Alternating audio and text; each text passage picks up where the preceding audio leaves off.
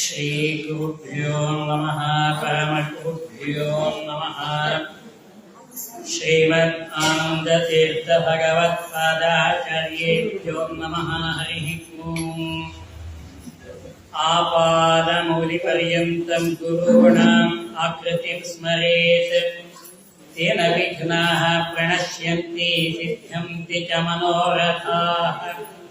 ಶ್ರಿಯಃ ಕಾಂತಾಯ ಕಲ್ಯಾಣ ನಿಧಯೇ ನಿಧಯೇರ್ಥಿನಾಂ ಶ್ರೀ ವೆಂಕಟನಿವಾಸಾಯ ಶ್ರೀನಿವಾಸಾಯ ಮಂಗಳಂ.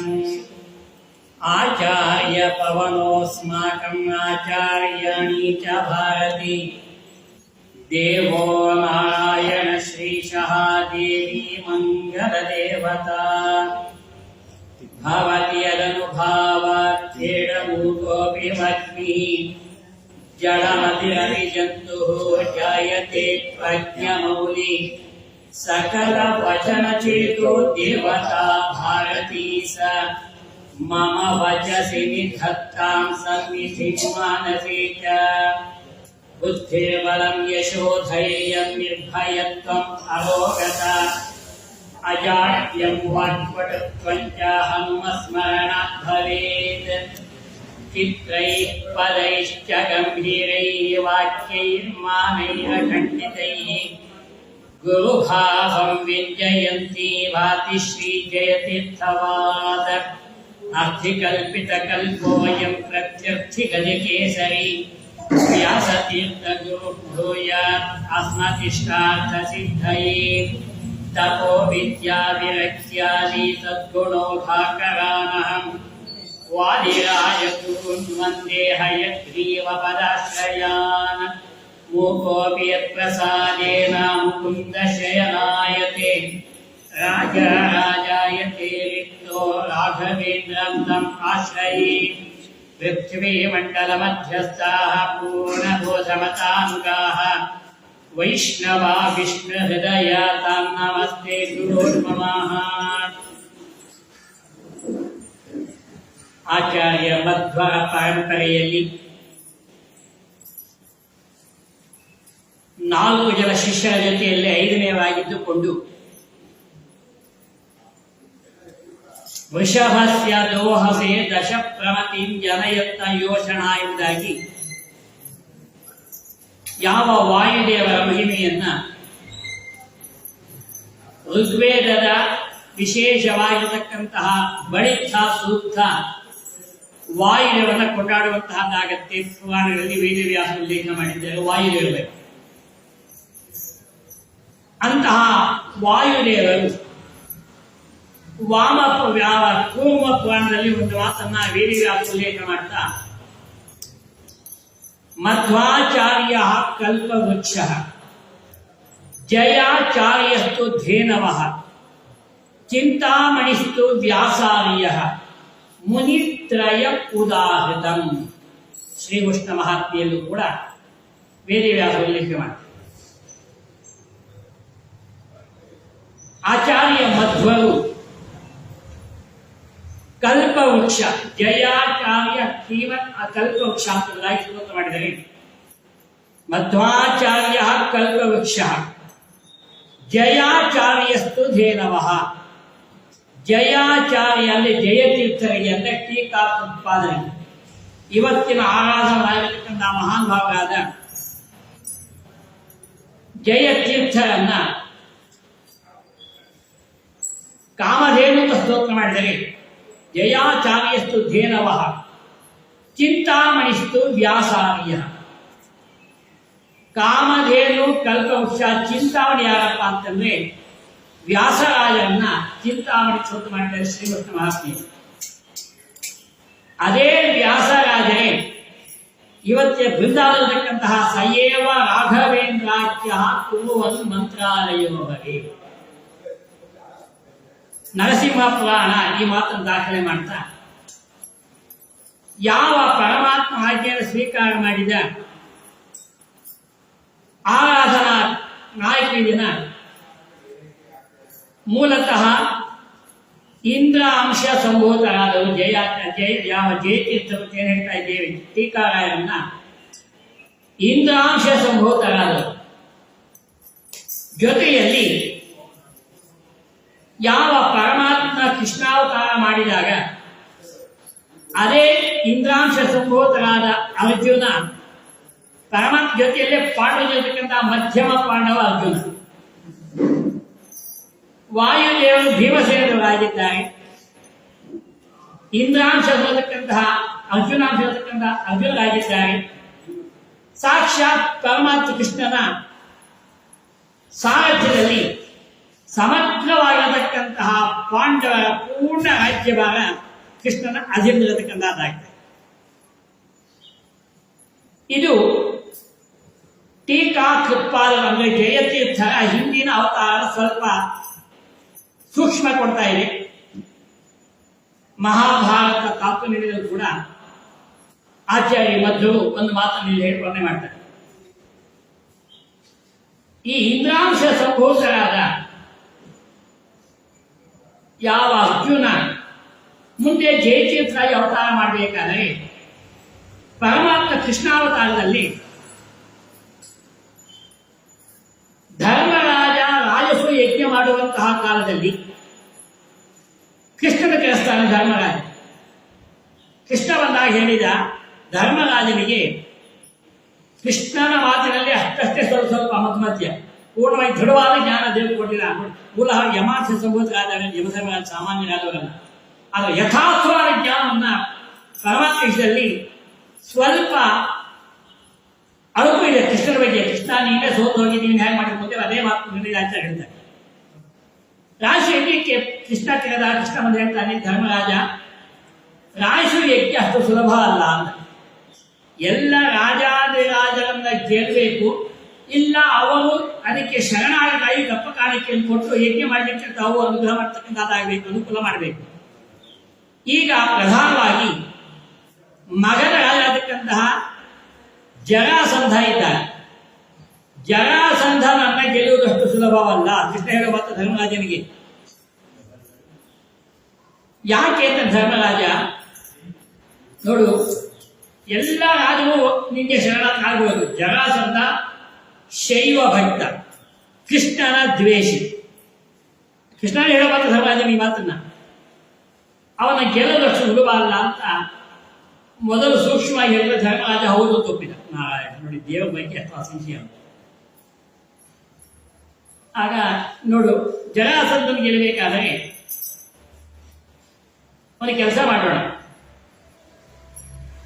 ನಾನು ಭೀಮನ್ ಕರ್ಕೊಂಡು ಹೋಗ್ತೀನಿ ಜೊತೆಯಲ್ಲಿ ಅರ್ಜುನನೂ ಬರಲು. 3 ಜನ ಹೋಗಿ ಜರಾಸಂಧನ ಗೆಲ್ಲುವಂತಹ ಪ್ರಯತ್ನ ಮಾಡ್ತೀವಿ ಅಂತಂದಾಗ ಅರ್ಜುನನ್ನ ಕರ್ಕೊಂಡು ಹೋಗ್ತೀನಿ ಅಂತ ಹೇಳಿದಾಗ ಧರ್ಮರಾಜ ಒಂದೇ ಮಾತು ಹೇಳಿದ, ಕೃಷ್ಣ ಜರಾಸಂಧನಿಗೆ ಎಷ್ಟು ಸುಲಭ ಅಂತ ನೀ ಹೇಳಿದೆಲ್ಲ, ನೀನೇ 17 ಸಾರಿ ಸೋತು ಹೋಗಿದ್ಯಾ ಅವನ ಮುಂದೆ. ನಾರಾಯಣ ನಾರಾಯಣ ದೇವರ ಬಗ್ಗೆ ಹೇಳುವ ಮಾತು ಧರ್ಮರಾಜ. 17 ಸಾರಿ ಮಧುರಾಪಟ್ಟಣಕ್ಕೆ ಬಂದಾಗ ಜರಾಸಂಧ ಅವನಿಗೋಸ್ಕರವಾಗಿ ನೀವು ಆ ಊರನ್ನೇ ಖಾಲಿ ಮಾಡಿ ಸಮುದ್ರದ ಮಧ್ಯದಲ್ಲಿ ಮನೆಯನ್ನು ಮಾಡಿದ ದ್ವಾರಕಾ ಪಟ್ಟಣವನ್ನು ಇದಕ್ಕೋಸ್ಕರ ಎದುರುಕೊಳ್ಳುವುದು ಕೃಷ್ಣನ ಬಗ್ಗೆ ನಾರಾಯಣ ಧರ್ಮರಾಜ ಹೇಳುವ ಮಾತಿದನ್ನ. ಅದಕ್ಕೋಸ್ಕರವಾಗಿ ಧರ್ಮ ಇನ್ನೂ ಕ್ರಮೇಣ ಮಹಾಭಾರತ ಕೃಷ್ಣನ ಬಗ್ಗೆ ಸ್ವಲ್ಪ ಸಂಶಯ ಜ್ಞಾನ ಮಾಡಿಕೊಂಡರೆ ಮುಂದೆ ಯಮಧರ್ಮ ನರಕದರ್ಶನವಾಯಿತು. ಭಾಗವತ ಮಹಾಭಾರತ ದಾಖಲೆ ಮಾಡ್ತೀವಿ. ದೇವರ ಬಗ್ಗೆ ಕ್ವಚಿತ್ ಕೂಡ ಅಜ್ಞಾನ ಇರಬಾರದು. ಆಗ ನೀನು ಒಂದು ಹೆಸರುಕೊಂಡ್ರೆ ಯಾಕೆ ಇನ್ನು ನೀನು ಯುದ್ಧಕ್ಕೆ ಹೋಗಿ ಹೇಗಾಗುತ್ತೆ ಕೃಷ್ಣ? ಖಂಡಿತ ಗೆಲ್ಲಿಕ್ಕಾಗಲ್ಲ ನಿಮಗೆ ಧರ್ಮ ಕೃಷ್ಣನ ಬಗ್ಗೆ ನಾರಾಯಣ ದೇವರ ಎದುರಿಗೆ ಪ್ರತ್ಯೇಕ ಹೇಳುವ ಮಾತು. ಜೊತೆಲಿ ಭೀಮಸೇನ ಕರ್ಕೊಂಡು ಹೋಗ್ತೀನಿ ಅಂತ ಹೇಳ್ತಾ ಇದೀಯ. ಭೀಮ ಅದರ ಒಂದು ಕಣ್ಣುಗಳು ಕರ್ಕೊಂಡು ನಾನೇನು ಬೇಕಿರಲಿ ಇದು ಕೃಷ್ಣ ಸಾಧ್ಯವಿಲ್ಲ ಬಿಡು, ನಮ್ಮ ಅಪ್ಪ ನರಕದಲ್ಲಿದ್ರೂ ಪರವಾಗಿಲ್ಲ, ರಾಜಕೀಯ ಮಾಡೋದು ಬೇಡ ಅಂತ ಧರ್ಮರಾಜ. ನಾರದೊಂದು ಹೇಳ್ತಾರೆ ಧರ್ಮರಾಜ, ನೋಡಪ್ಪ ನಿಮ್ಮ ಅಪ್ಪ ಯಾವ ವಿಶೇಷವಾಗಿರ್ತಕ್ಕಂತಹ ಪಾಂಡು ಮಹಾರಾಜನ ನರಕದಲ್ಲಿ ಇದ್ದಾನೆ.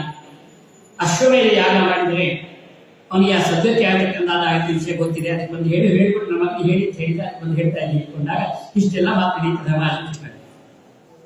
ಆಗ ಕೃಷ್ಣ ಹೇಳಿದ, ಭೀಮಸೇನನ ಮುಂದೆ ಅವನ ಸಂಹಾರ ಮಾಡಿ ಪ್ರಯತ್ನ ಮಾಡ್ತೀವಿ, ಯೋಚನೆ ಮಾಡಬೇಡ, ಕಡೆಯಲ್ಲಿ ಕೊಡೆಯಲ್ಲಿ ಒಲ್ಲದ ಅವಸರಗಳನ್ನು ಇಷ್ಟೇ ಎಲ್ಲ ಕಳಿಸ್ಕೊಡೋದಕ್ಕೆ ಧರ್ಮರಾಜ ಭೀಮಾಚಾರ್ಯರು ಸರಿ ಯುದ್ಧಕ್ಕೆ ಬರಬೇಕಾದ ಬ್ರಾಹ್ಮಣ ವಿಷಯಗಳು ಬರ್ತಾರೆ. ಮಗನ ರಾಜ್ಯಕ್ಕೆ ಬಂದು ಕಡೆಯಲ್ಲಿ ಅವರು ಶೈವತಕ್ಕಂತಹ ಜರಾಸದ ಒಂದು ನಿಯಮ, ಪ್ರತಿನಿತ್ಯ ಶಿವ ಪೂಜೆ ಮಾಡುತ್ತಲ್ಲಿ ಎಲ್ಲರಿಗೆ ಬ್ರಾಹ್ಮಣ ದಾನ ಕೊಡ್ತಕ್ಕಂಥ ಪ್ರಸಕ್ತಿ ಇಟ್ಕೊಂಡಿದ್ದಾರೆ. ಯಾವ ಜರಾಸಂಧ ಶೈವ ಭಟ್ಟ ಪ್ರತಿನಿತ್ಯ ಬ್ರಾಹ್ಮಣಿಗೆ ದಾನ ಕೊಡಬೇಕು, ಪೂಜಾ ಶೈವ ಪೂಜಾ ತಕ್ಕ ಹಾಕು.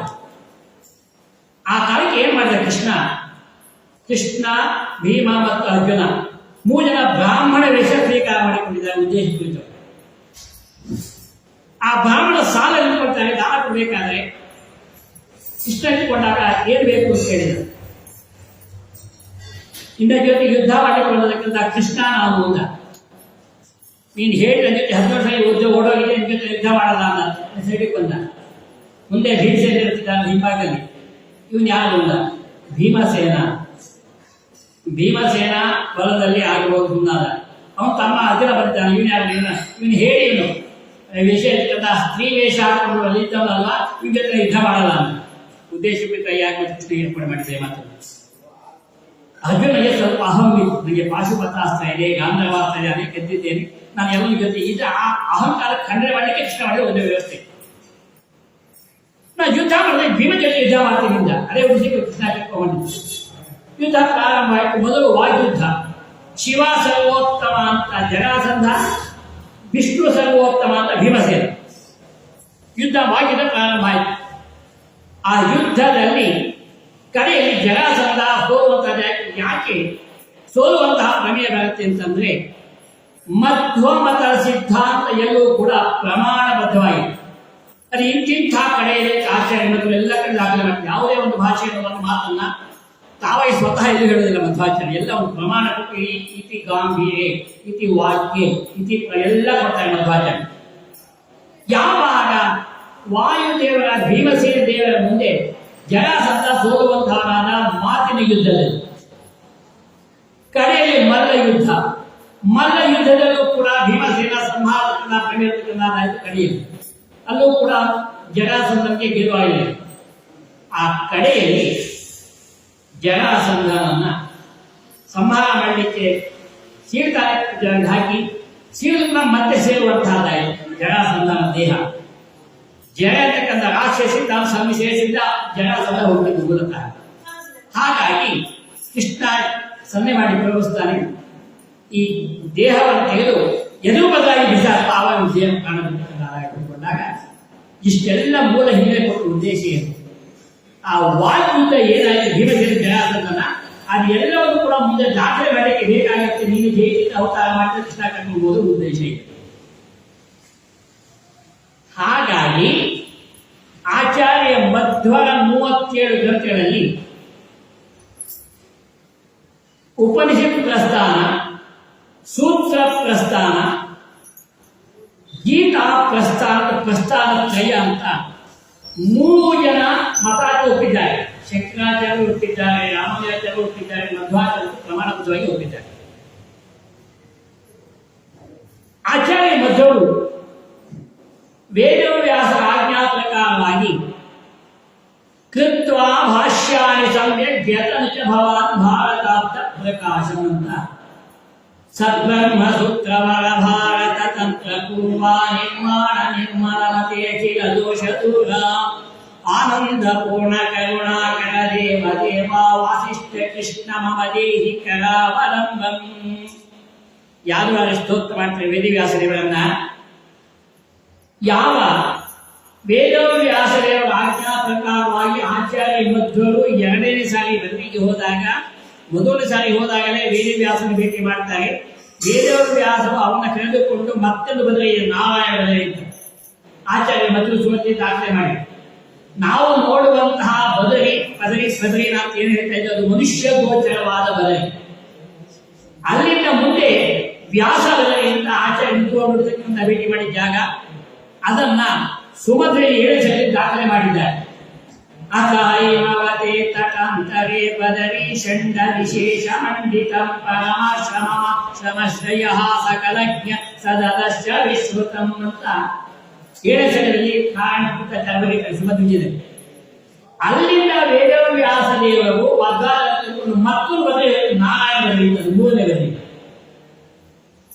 ಆ ನಾರಾಯಣ ಬದಲಿಯಲ್ಲಿ ವೇದವ್ಯಾಸ ನಾರಾಯಣ ಸಾಕ್ಷಾತ್ ಎಲ್ಲೋ ಅವತಾರ ಸರ್ವರೂಪೇಶ ಅಭಿನವ. ಆಗ ವೇದವ್ಯಾಸ ಭವಿಷ್ಯದಲ್ಲಿ ನಾರಾಯಣ ಸ್ತೋತ್ರ ಮಾಡ್ತಾರೆ ಪರಮಾತ್ಮನನ್ನ ಆಚಾರ್ಯ ಮಧ್ವರು. ಆಗ ನಾರಾಯಣ ಆಜ್ಞೆ ಮಾಡ್ತಾನೆ ಮಧ್ವಾಚಾರ್ಯರಿಗೆ ವೇದವ್ಯಾಸ ಸಮಕ್ಷಮದಲ್ಲಿ, ಮಧ್ವ ನೀನು ಅವತಾರ ಮಾಡಿದ ಮೂಲವಾದ ಉದ್ದೇಶ ವಿಜ್ಞಾನ ಭಾನುಮತಿ ಕಾಲ ಮಲೇನ ನೀನೇತು ಭಾಷ್ಯ ಸಂತಮದತಿಂತ ತೋಜನೇಂದ್ರಿ ಮಾತಾ ಸತಾಂಸ್ಕಲತ ಖಿನ್ನಂದೋ ಕುಂದಂ ದೇವಾಚರ ಮುಖಾಶರಣಂ ಸುಮತಿಜೇರು ಮಾತಾಡ್ತಾರೆ. ಮಧ್ವಾಚಾರ್ಯ ಅವತಾರ ಮಾಡಿದ್ದು ಕರ್ಮದ ಸರ್ವೋತ್ತಮತ್ವಾದ ಯಥಾರ್ಥವಾದ ಜ್ಞಾನವನ್ನು ತಿಳಿದು ಉದ್ದೇಶ ಮಾಡಲಿಕ್ಕೆ ಅವತಾರ ಮಾಡಿದ್ದು. ಹಿಂದಿನವರು ಇಬ್ಬರು ಬಂದರು, ತಮಗೆ ಗೋಚರವಾದ ತನ್ನ ದಾಖಲೆ ಮಾಡಿದೆ ಹೊತ್ತು ವೇದವ್ಯಾಸನ ಅಭಿಪ್ರಾಯವನ್ನು ಎಲ್ಲೂ ಮಂಡನೆ ಮಾಡಲಿಲ್ಲ. ಒಂದು ದೃಷ್ಟಾಂತ ಕೊಡ್ತೇನೆ. ಎಕ್ಸಾಮ್ ಹಾಲಲ್ಲಿ ಕ್ವಶನ್ ಪೇಪರ್ ಕೊಟ್ಟಾಗ ಆ ಕ್ವಶನ್ ತಕ್ಕಂತೆ ಉತ್ತರವನ್ನು ತಾನು ಪಾಸ್ ಕೊಡೋದಿಲ್ಲ. ಇದನ್ನು ಮಾಡಿದ್ರೆ ತಮಗೆ ಬಂದಿರಬಹುದು. ಆದರೆ ಆಚಾರ್ಯ ಮಧ್ವರು ವಾಸುದೇವ ಹೃದಯಾತಿ ವಲ್ಲಭಂ ಅಂತ ಕಂಸಾಚಾರ್ಯ ಬರೀತಾರೆ.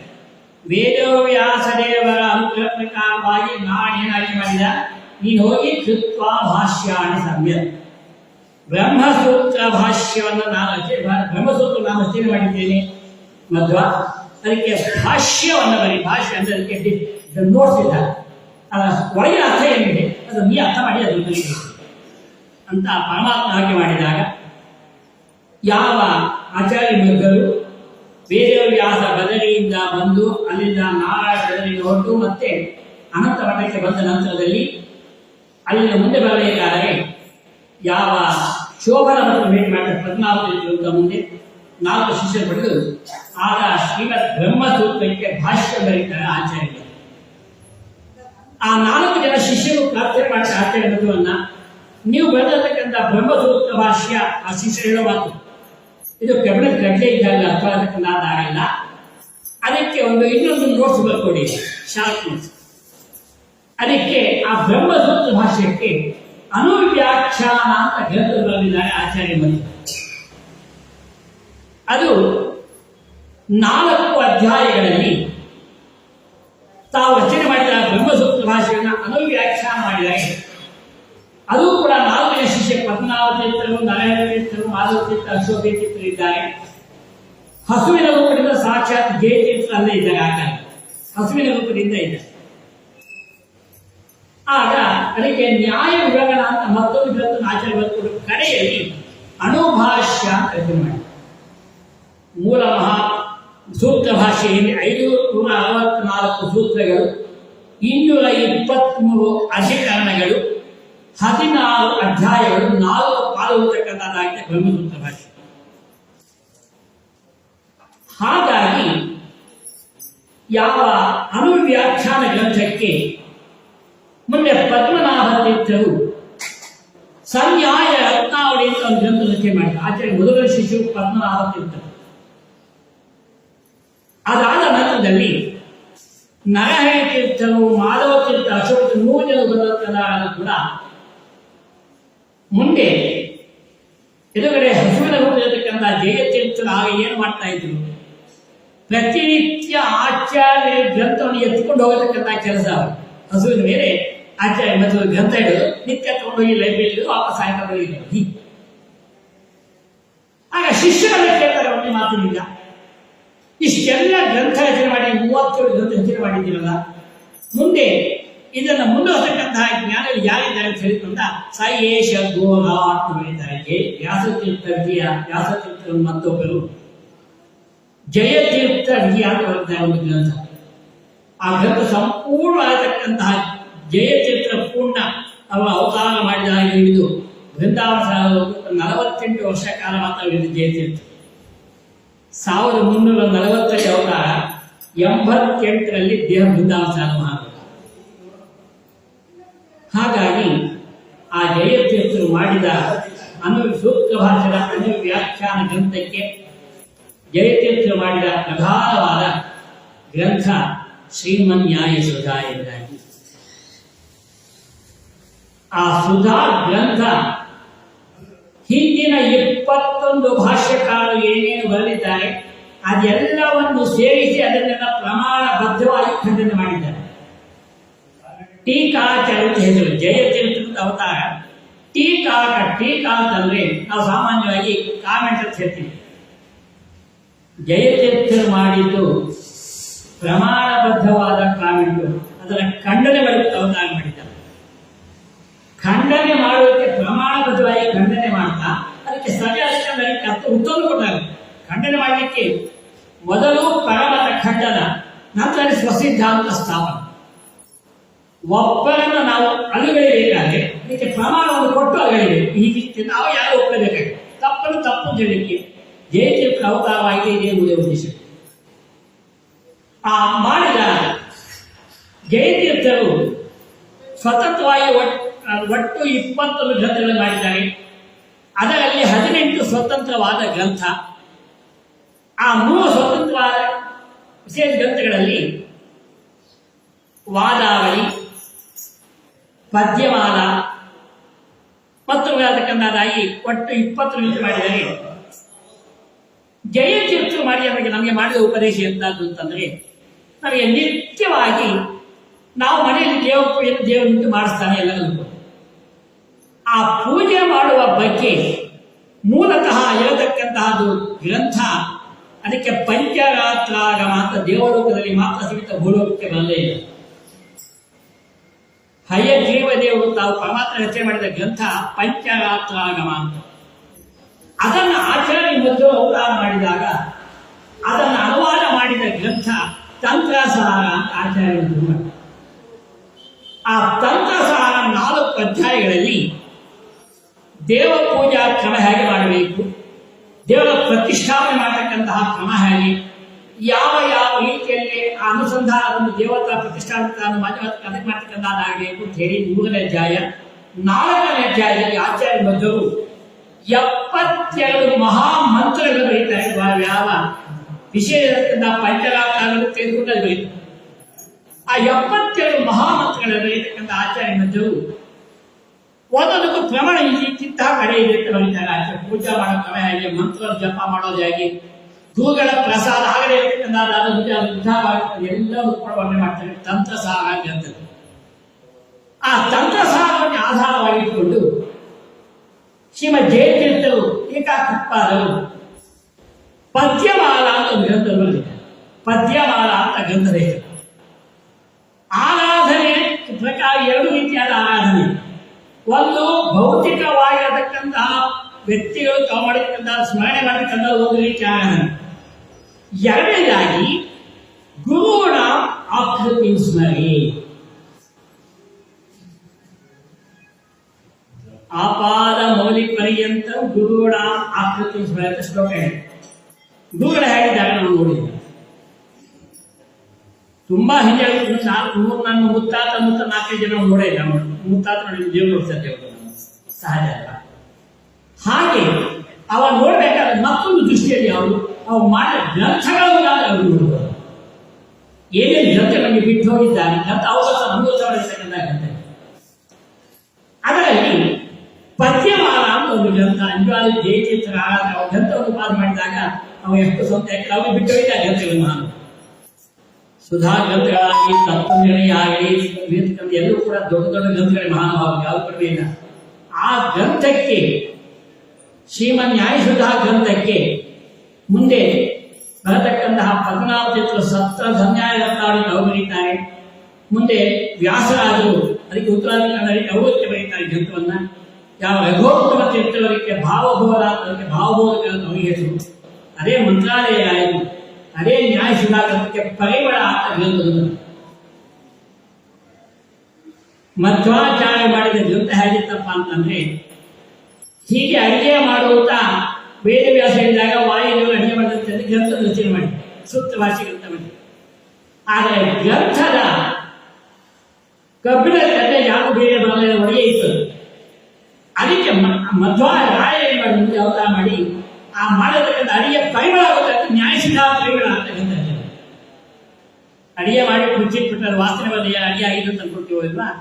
ಅಡಿಗೆ ಆಗಿದೆ, ಆದರೆ ಮಧ್ವಾಚಾರ್ಯ ಮಾಡಿರ್ತಕ್ಕಂಥ ಗ್ರಂಥಕ್ಕೆ ಏನು ಬರುತ್ತೆ? ಮಧ್ವ ಯಾವ ಹೇಗೆ ಇರ್ತದಕ್ಕೆ ನ್ಯಾಯ ಸಿದ್ಧ, ಆ ಸುಧಾಕ್ಕೆ ಪರಿಮಳ ಅಂತಕ್ಕಂಥ ಮಧ್ವಾಚಾರ್ಯ ಮಂತ್ರಾಲಯ.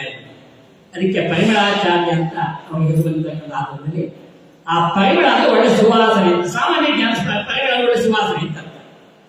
ಆ ಗ್ರಂಥದ ಸುವಾಸನೆ ಯಾವಾಗ ರಾಜೇಶ್ ಮಾಡಿದೋ ಆ ಎಲ್ಲರೂ ಕೂಡ ಹೀಗೆ ಅರ್ಥವಾಗತ್ತೆ.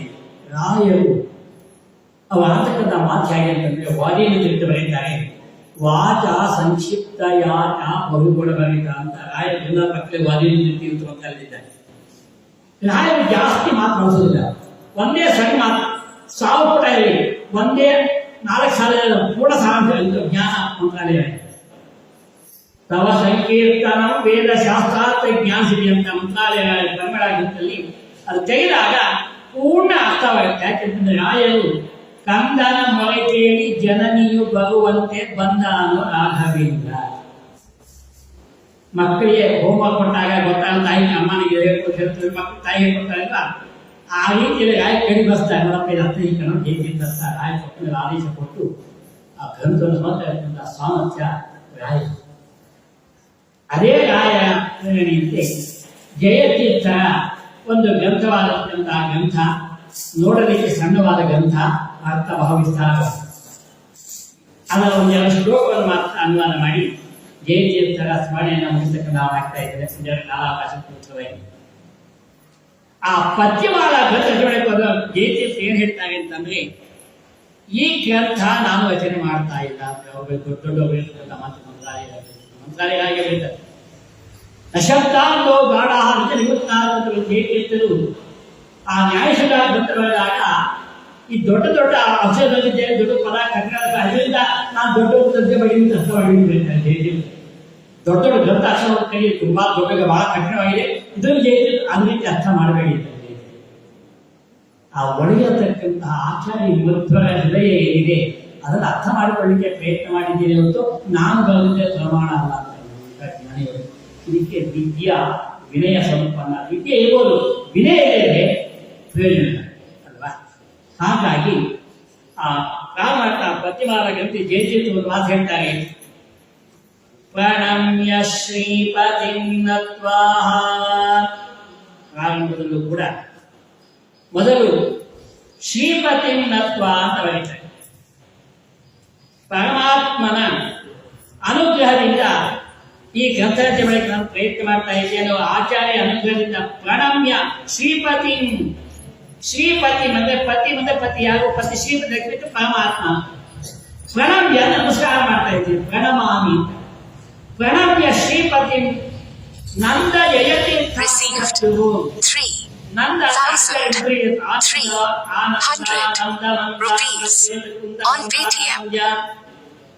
ನಂದ ಅಂದ್ರೆ ಸಂತೋಷ, ನಂದ ಅಂದ್ರೆ ಆನಂದ ತೀರ್ಥರು ಅಂತ ಮತ್ತೊಂದು ಅರ್ಥ ಜಯತೀರ್ಥ ಭಾಷೆ. ಪ್ರಣಮ್ಯ ಶ್ರೀಪತಿ ನಂದ ಜಯತೀರ್ಥಾನಿಸತ್ತು ಹೇಳಬೇಕಾದರೆ ಕರಿಷ್ಯೆ ಪದ್ಯಮಾಲಾಯ ಭಾಷಾ ಟೀಕಾಂ ಯಥಾಮತಿ. ವ್ಯಾಖ್ಯಾನ ಮಾತ್ರ ಬರೀತಾರೆ. ಮಂಗಳಾಚರಣೆ ಪ್ರಾರಂಭ ಮಾಡ್ತಾರೆ ಜಯತೀರ್ಥರು ಯಾವ ಪದ್ಯವಾದ ಗ್ರಂಥದಲ್ಲಿ. ಓಂ ಪ್ರಣಮ್ಯ ಶ್ರೀಪತಿಂ ಸರ್ವ ಗುರುಂಶ್ಚಾಥ ಪ್ರವಜ್ಞಂ ಯಥಾಮತಿ ಹರೇ ಪೂಜಾ ವಿಧಿ ವೈಷ್ಣವ ಸಮ್ಮತಂ. ಜಯತೀರ್ಥ ಹೇಳ್ತಾರೆ, ನಾನು ಶ್ರೀಪತಿ ಪ್ರಣಮ್ಯ ಪರಮಾತ್ಮ ನಮಸ್ಕಾರ ಮಾಡ್ತಾ ಸರ್ವಾನ್ ಗುರು,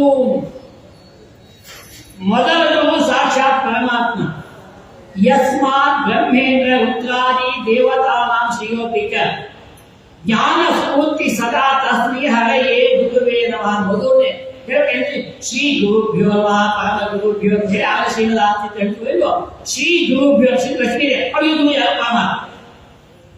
ಸರ್ವೋತ್ತಮನಾದ ಪರಮಾತ್ಮನಿಂದಲೇ ಎಲ್ಲ ಗುರುಗಳು ಪ್ರಾರಂಭ. ಅಂತಹ ಪ್ರಣಮ್ಯ ಶ್ರೀಪತಿ ಪರಮಾತ್ಮ ನಮಸ್ಕಾರ ಮಾಡ್ತಾ ಸರ್ವಾನ್ ಗುರುಂಶ್ಚಾಂತಹ ಎಲ್ಲ ಗುರುಗಳನ್ನು ಕೂಡ ಪ್ರವಜ್ಞ ನಮಮ್ಯಹಂ, ನಾನು ಸ್ಮರಣೆ ಮಾಡ್ತಾ ಇದ್ದೇನೆ, ಅವರಿಗೆಲ್ಲ ನಮಸ್ಕಾರ ಮಾಡಿ. ಯಥಾಮತಿ ಹರೇ ಪೂಜಾ ವಿಧಿ, ಯಥಾಮತಿ ನೋಡಿ ಅಲ್ಲೂ ಕೂಡ ನನ್ನ ಬುದ್ಧಿಯ ಗೋಚರವಾದಷ್ಟು ಬರೆದರೆ ಜಯತಿತ್ತು. ಇಂದ್ರನೇ ಅವತಾರ ಮಾಡಿದ ಸಾಮಾನ್ಯ ನೋಡಿ ಬರೆಯಲು ವಿಧಿ ಆಗಿದೆ. ಯಥಾಮತಿ ಹರೇ ಪೂಜಾ, ನನ್ನ ಬುದ್ಧಿ ಎಷ್ಟು ಗೋಚರವಾಗುತ್ತೋ ಅಷ್ಟೇ ಪರಮಾತ್ಮ ಪೂಜೆಯನ್ನ ವಿಧಿ ವೈಷ್ಣವ ಸಮ್ಮತಂ, ವಿಷ್ಣುವಿಗೆ ಸಮ್ಮತವಾದ ಪರಮಾತ್ಮನ ಆಜ್ಞೆಯಿಂದ ವಿಧಿ ಪ್ರಕಾರವಾಗಿ ಏನು ತಿಳಿಸಬೇಕು ಅದನ್ನು ಮಾಡಲಿಕ್ಕೆ ನನ್ನ ಬುದ್ಧಿಯ ಗೋಚರವಾದಷ್ಟು ನಾನು ಬರೆಯುತ್ತೇನೆ. ಎಷ್ಟು ಅದರಲ್ಲಿ ಸೌಷ್ಠತೆ ಆಗ್ತಾ ಇದೆ, ಎಷ್ಟು ವಿನಮ್ಯತೆ ಇದೆ, ಎಷ್ಟು ದೃಢವಾದ ಭಕ್ತಿಯನ್ನು ನಾನು ಪದ ಎಲ್ಲೂ ಬಳಸೋದಿಲ್ಲ. ಇದು ಮಧ್ವಾಚಾರ ನಾಹಂ ಕರ್ತ ಹರಿಕರ್ತ ತತ್ಪೂಜಾ ಕರ್ಮ ಚಾಖಿಲಂ. ಇಲ್ಲಿ ನಾನು ಅನ್ನೋ ಪದಕ್ಕೆ ಮಧ್ಯೋತ್ತರ ಸರ್ವಥಾ ಬೆಲೆ ಇಲ್ಲ, ಯಾವುದೇ ಕಾಲ ಕಿಮ್ಮತ್ತಿಲ್ಲ. ಮಾಡಿಸೋರು ಅಂತಾರೆ ನಾನು ಪದ ಇಟ್ಟಿರಬೇಕು, ಇವರು ಎರಡೇ ಒಂದು ಪದ ಅರ್ಥ. ನಾನು ಇಲ್ಲ ಅವನಿದ್ದಾಗ ನಾನು ಅಂತ ಬರೋದಿಲ್ಲ, ನಾನಿದ್ದಾಗ ಅವನು ಬರೋದು. ಇಷ್ಟೇ ಅರ್ಥ. ಅಹಂ ಇದ್ದಾಗ ದೇವ್ರು ಕಾಣೋದಿಲ್ಲ, ದೇವ್ರಿಗೆ ಅಹಂ ಬರೋದು. ಇದೇ ರೀತಿ ಅದ ಪ್ರಣಮ್ಯ ಅಂತ ಹೇಳ್ತಾರೆ. ಹೇಳ್ತಿರ್ತಾರೆ ಮೊದಲು ಹೇಳ್ತಾರೆ, ಆದೋ ದೇವ ಗೃಹೇಣ್ಯಶ್ಚ ಕಲಶಾಂ ಸರ್ಪ ಪಂಚವಾ ತುಳಸಿ ಪುಷ್ಪಾರಂ. ಕಲಶ ಪ್ರತಿಷ್ಠಾನ ಹೇಳಬೇಕಾದರೆ ದೇವರ ಪೂಜೆಗೆ ತರುವಂತಹ ಪುಷ್ಪ ತುಳಸಿಯಾಗಿ ಇಲ್ಲಿಂದ ನಮ್ಮನ್ನು ತಿರುತ್ತಾರೆ.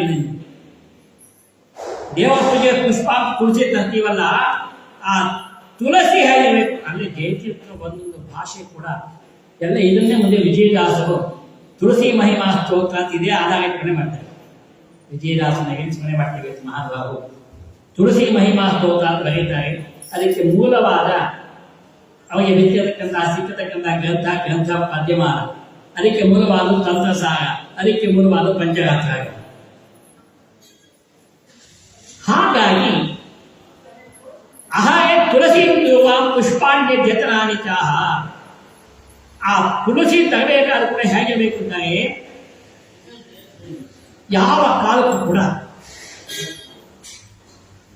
ತುಳಸಿಯನ್ನು ತೆಗೆಯಬೇಕಾದ್ರೆ ಬಹಳ ಎಚ್ಚರದಾಗಬೇಕು ಅಂತ ಇದನ್ನೇ ಅನುವಾದ ಮಾಡ್ತಾರೆ ವಿಜಯದಾಸರು ತಮ್ಮ ತುಳಸಿ ಮಹಿಮಾ ಸುರಾದಿ. ದಳವಿದ್ದರೆ ಒಳಿತು, ಇಲ್ಲದಿದ್ದರೆ ಕಾಷ್ಟ, ಎಳೆ ಮೃತ್ತಿಕೆಗಳಿಂದ ಪೂಜೆ ಮಾಡಬಹುದು. ತುಳಸಿ ನಿರ್ಮಾಲ್ಯವಾದವು ಲೇಷ ದೋಷಗಳಿಲ್ಲ, ತುಳಸಿ ವಿರಹಿತವಾದ ಪೂಜೆಯನ್ನು ಸಲ್ಲದು. ವಿಜಯದಾಸರು ಇದನ್ನೇ ಅನುವಾದ ಮಾಡ್ತಾರೆ. ಅದರಲ್ಲೂ ಕೂಡ ಕವಿ ಮಂಗಳವಾರ ವೈದ್ಯುತಿ ವ್ಯತಿಪಾತ ರವಿ ಶಶಿ ಕಿರಣ ಸಂಗಮ ಪರ್ವಣಿ ಪುಣ್ಯಕಾಲ ಗುಟರಾಗ ಪಿತೃಶ್ರಾದ್ದ ಇವುಗಳಲ್ಲಿ ತೆಗೆಯದೀರಿ. ತುಳಸಿ ಹರಣವಾದ ತುಳಸಿ ಹರಣ ಪೂರ್ತಿ ಕಿತ್ತೋರು ಅಂತ ತಿನ್ನೋಮಿಂದ ಬಿಡಿಸೋದು ಅಂತ, ತುಳಸಿ ಬಿಡಿಸೋದು ಅಂತ. ತುಳಸಿ ಬಿಡಿಸೋದು ಯಾವಾಗ ಏಕೆ ಅದನ್ನೇ ಕೊಡ್ತಾ ಇದ್ದೇನೆ ಮಾತ್ರ. ಆಹಾರ ತುಳಸಿ, ಆ ತುಳಸಿ ತರುವಾಗ ಮಂಗಳವಾರ ಬಿಡಿಸಬಾರದು, ಶುಕ್ರವಾರ ಬಿಡಿಸಬಾರದು, ಪೂರ್ಣಿಮಾ ಬಿಡಿಸಬಾರದು, ಅಮಾವಾಸ್ಯೆ ಬಿಡಿಸಬಾರದು. ನವವಸನ ಒತ್ತು ತಾಂಬೂಲ ಮೆಲುವಾಗ ವಿಜಯದಾಸರನ್ನೇ ಅನುವಾದ ಮಾಡ್ತಾರೆ. ಹೊಸ ಬಟ್ಟೆ ಉಟ್ಕೊಂಡು ತುಳಸಿ ಬಿಡಿಸಬಾರದು, ಎರಡಕ್ಕೆ ಹಾಕೊಂಡು ಬಾಯಲ್ಲಿ ಇಟ್ಟು ತುಳಸಿ ಬಿಡಿಸಬಾರದು. ಏರಂಡ ಪತ್ರದಲ್ಲಿ ತಾನರೇ, ಎಲ್ಲೋ ಬೆಳಿಗ್ಗೆ ವಾಕಿಂಗ್ ಹೋಗೋದು, ಯಾವ ತುಳಸಿ ಬಿಡಿಸ್ಕೊಳ್ಳೋದು ಮಾಡಬೇಡ ತರಬೇಡ ಅಂತ ದ್ರವ್ಯ ಮಾಡಕ್ಕೆ ತುಳಸಿ ಬೇಡ ಸೇಡ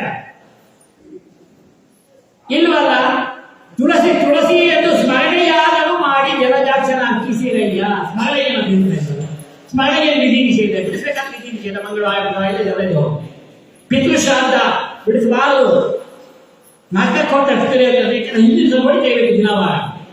ಇಷ್ಟೆಲ್ಲ ಇರ್ತಕ್ಕಂಥ ಮಾತು ಹೇಳಬೇಕಾದ್ರೆ ಮುಂದೆ ಪುಷ್ಪದ ಬಗ್ಗೆ ಜಯತೀರ್ಥ ಪುಷ್ಪಾಣ್ಯ ಚೇತನಾನಿಕಃ, ಪುಷ್ಪವನ್ನೇ ಹೇಗೆ ತರಬೇಕು. ನಿಜವಾದ ಜಯತೀರ್ಥ ತಿಳ್ಕೊಂಡಾಗ ನಿಜವಾದ ಜಯತೀರ್ಥ ಇದು ವರ್ಷ ಪೂರ್ತಿ ಆಚರಣೆ ಮಾಡೋದು. ನಾವು ನಿಜವಾದ ನಿತ್ಯ ಜಯಂತಿ ಜಯತೀರ್ಥ ಆಚರಣೆ ಮಾಡಿದಾಗ ಏನ್ ಮಾಡಿದ್ದಾರೆ ಪುಷ್ಪದಲ್ಲಿ, ಯಥಾ ಕಾಲೋಪನ್ನಾನಿ ಸ್ವಾಗಾಮ ವನಜಾಮ್ಯಪೀಹಿ.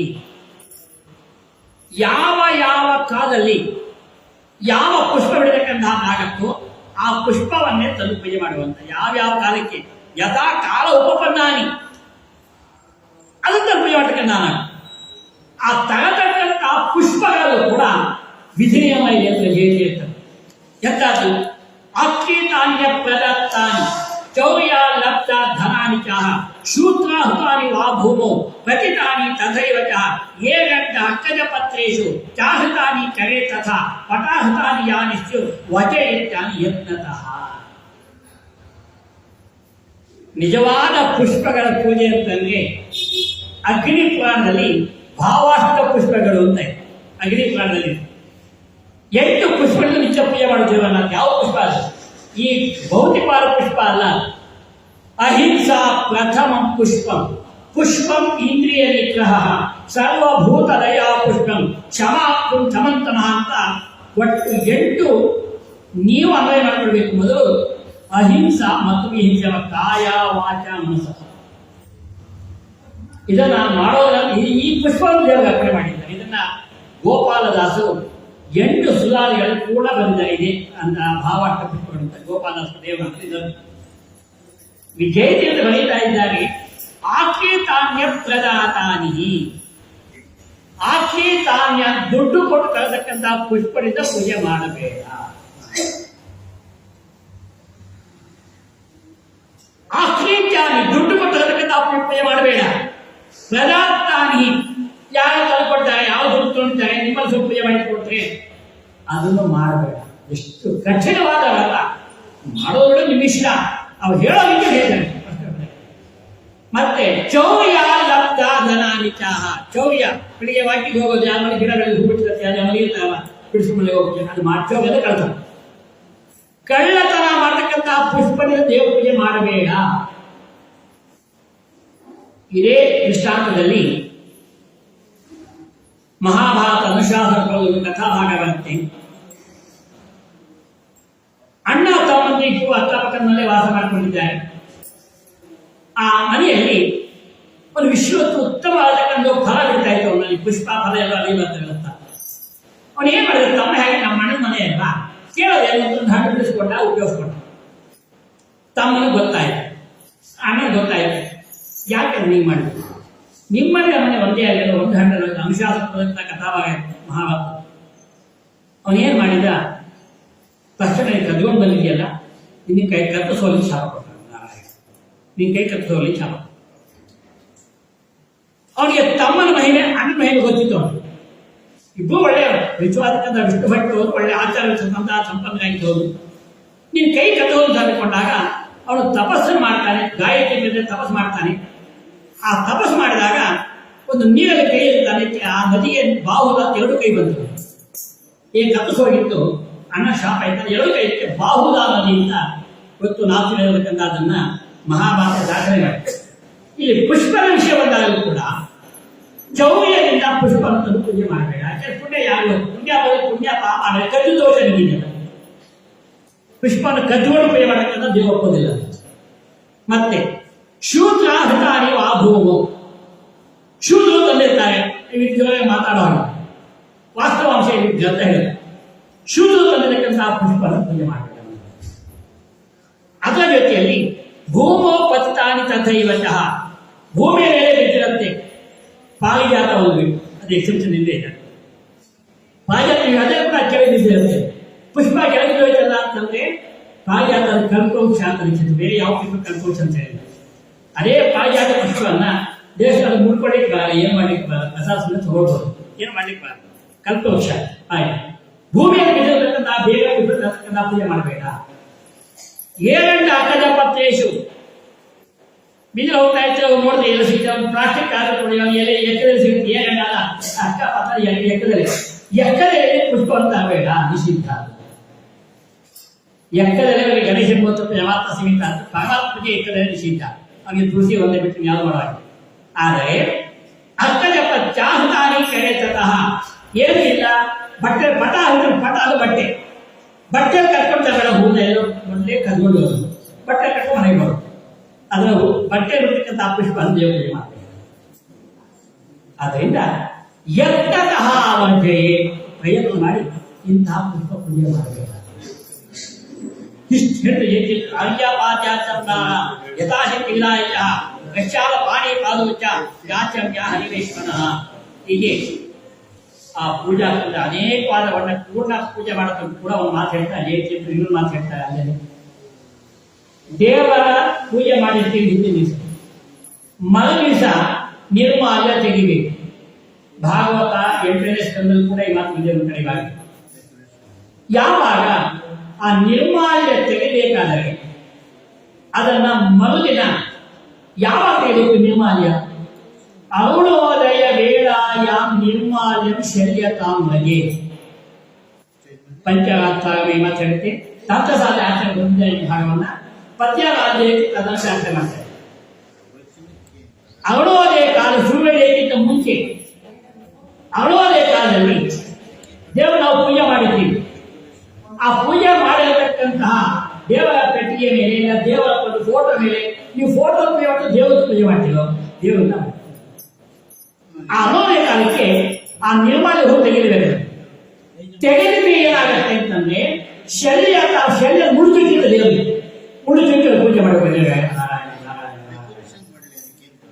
ಆದ್ದರಿಂದಲೇ ಅರುಣೋದಯ ವೇಳಾಯ ನಿರ್ಮಾಲ್ಯ ಶಲ್ಯತಾಂಬಗೆ. ಅರುಣೋದಯ ಕಾಲ ಸರಿಯಾಗಿ ನಿರ್ಮಾಲ್ಯ ಪೂಜೆ ನಿರ್ಮಾಲ್ಯ ತೆಗೆದುಬಿಟ್ಟು ಆಗ ಮಾಡ್ಕೊಳ್ಳಿ ಅಂತ.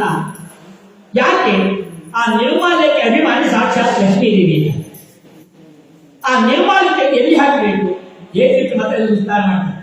ಎರಡು ಹೇಳಿ ನಾನು ಮಾತು ಮುಗಿಸ್ತಾ ಇದ್ದೇನೆ. ಆ ನಿರ್ಮಾಲ್ಯವನ್ನ ನಮಗೆ ಬಲಭಾಗ, ದೇವರು ಎಲ್ಲಿ ನಾವು ಬಿಡ್ತೀವಲ್ಲ ಬಲಭಾಗದಲ್ಲಿ, ಅಂದ್ರೆ ದೇವರು ಎಡಭಾಗದಲ್ಲಿ ವಾಮನ ರುಜುವೆ ಬಂಗಾರ ಹರಿಮಾಡಿ ಕಾಯ್ತಾ ಇದ್ರೆ ನಿರ್ಮಾಲ್ಯವನ್ನು ತಲೆ ಮೇಲೆ ಹಾಕ್ಬೇಕು. ಆ ನಿರ್ಮಾಲ್ಯವನ್ನ ರುದ್ರದೇವರು ಅದು ತಾವು ಸ್ವೀಕಾರ ವಿಷ್ಣು ನಿರ್ಮಾಣ ಬೇಕು ಅಂತ ಅದನ್ನ ರುದ್ರದೇವರಿಗೆ ಸಮರ್ಪಣೆ ಮಾಡಿದ ನಂತರದಲ್ಲಿ ನಾವು ಅದರ ಸ್ವೀಕರಣೆ ಮತ್ತೊಂದು ಕಡೆ ಹಾಕಬೇಕು. ನೇರವಾಗಿ ಬೇರೆ ಪಾತ್ರೆ ಹಾಕಬಾರದು. ಉಚ್ಚಿಷ್ಟಂ ಶಿವ ನಿರ್ಮಾಲ್ಯ ಮಹಾಭಾರತ ಶ್ರೀಮತಿ ಶಾಂತಿ ಕಲರು ಶಿವ ರುದ್ರದೇವರಿಗೆ ಸ್ವೀಕಾರ ಮಾಡಿ ಅದು ಸ್ವೀಕಾರ ಮಾಡಿದೆ. ಈಗ ಗಂಗಾದೇವಿ ಬಂದಿದ್ದೇ ಬ್ರಹ್ಮದೇವರ ಕ್ರಮದಿಂದ ಬಂದು ರುದ್ರದೇವ ಮನೆಗೆ ಬಂದು ರುದ್ರದೇವನ ಮನೆಗೆ ಬಂದು ಗಂಗಾಧರ ಶಿವ ನಿರ್ಮಾಲ್ಯ ರುದ್ರದೇವರ ನಿರ್ಮಾಲ್ಯ ಅಂತಂದ್ರೆ ಅವ್ರು ಎಷ್ಟು ಪ್ರಾಮುಖ್ಯ ರುದ್ರದೇವ ಮಾತ್ರ ಜಯತೀರ್ಥ ಕಡೆ ಮಾತು ಹೇಳ್ತಾ ಇದ್ದಾರೆ. ಯಾವ ಪರಮಾತ್ಮನ ನಿರ್ಮಾಲ್ಯಕ್ಕೆ ರುದ್ರದೇವರು ಎಷ್ಟು ಮಾನ್ಯತೆ ಕೊಡ್ತಾರೆ ಅಂತಂದ್ರೆ ಗಂಗೆ ಕೂಡ ಕೆಳಗೆ ಬಿಡಲಿಲ್ಲ. ಯಾಕೆ ಕೆಳಗೆ ಬಿಡಲಿಲ್ಲ? ಪರಮಾತ್ಮ ಪಾದಕ್ಕೆ ಎಲ್ಲ ತುಳ್ಕೊಂಡು ಓಡಾಡ್ತಾರೆ. ಎಷ್ಟು ಭಕ್ತಿ ಅದು. ಅದಕ್ಕೆ ವೈಷ್ಣವಾನಾಂ ಯಥಾಶಂಭು ಅಂತ ವಿಷ್ಣು ಭಕ್ತಿಯಲ್ಲಿ ವಿಷ್ಣು ಯಾತರ ಅಷ್ಟು ರುದ್ರದೇವರ ವೈಷ್ಣವ ಮಾಡಬಾರ್ದು. ಹೀಗೆ ಹೇಳ್ತಾ ಅನೇಕವಾದ ಪೂಜಾ ವಿಧಾನವನ್ನು ಕೂಡ ಮುಂದೆ ಒಡೆ ಮಾಡ್ತಾ ಕರೆಯಲು ಒಂದು ಮಾತು ಹೇಳ್ತಾರೆ ಜಯತೀರ್ಥರು. ಇಷ್ಟೆಲ್ಲ ದೊಡ್ಡ ಗ್ರಂಥ ರಚನೆ ಮಾಡಿದ್ದಾರಲ್ಲ, ಇದು ನಾನು ಮಾಡಿದ್ದಲ್ಲ, ವಾಯುದೇವನಿತ್ತು ವೇದವ್ಯಾಸ ಅನುಜ್ಞೆಯಿಂದ ರಚನೆ ಮಾಡತಕ್ಕಂಥ ದೇಶ ಭಾಷಾನುಸಾರೇಣ ವಿವೃತ ಪದ್ಯಮಾಲಿಕ ನಾರಾಯಣೇನ ತೇನ ಶ್ರೀ ಮಧ್ವೇಶ ಪ್ರಿಯತಾಂ ಮಮ. ಗಣೇಶ್ ಪ್ರಕಾರ ಬರೀತಾರೆ. ದೇಶ ಭಾಷಾ ಅನುಸಾರೇಣ, ದೇಶಕ್ಕೆ ತಕ್ಕಂತೆ ಭಾಷೆಗೆ ತಕ್ಕಂತೆ ಅದಕ್ಕೆ ಅನುಸಾರವಾಗಿ ವಿವೃತ ಪದ್ಯಮಾಲಿಕ, ಇಂತಹ ಪದ್ಯಮಾಲಾ ಅಂತ ಗ್ರಂಥವನ್ನ ನಾನು ರಚನೆ ಮಾಡ್ತಾ ಇದ್ದೇನೆ. ಇದಕ್ಕೆ ರಚನೆಯ ಮುಖ್ಯವಾಗಿರ್ತಕ್ಕಂತಹ ನನಗೆ ಪ್ರೇರಕ ಯಾರು? ನಾರಾಯಣೇನ ತೇನ, ನಾರಾಯಣೇನ ಅವನಿಂದಲೇ ಅವನಿಂದಲೇ ಶ್ರೀ ಮಧ್ವೇಶ ಪ್ರಿಯತ ಮಮ. ಮಧ್ವೇಶರಾಗತಕ್ಕಂತಹ ಆಚಾರ್ಯ ಮಧ್ವರು ಎಲ್ಲ ಜ್ಞಾನಿಗಳ ಅನುಗ್ರಹದಿಂದ ಈ ಗ್ರಂಥ ರಚನೆ ಮಾಡಿದ್ದೇನೆ ಅಂತ ಹೇಳ್ತಾ, ಹೀಗೆ ಜಯತೀರ್ಥರ ಗ್ರಂಥದ ಸ್ಮರಣೆಯೊಂದಿಗೆ ಇವತ್ತಿನ ಆರಾಧನೆ ಪ್ರಾರಂಭ ಹೇಳಿಕೊಂಡು ಎರಡು ಮಾತು ಮುಗಿಸ್ತಾ ಇದ್ದೇನೆ. ಕೃಷ್ಣ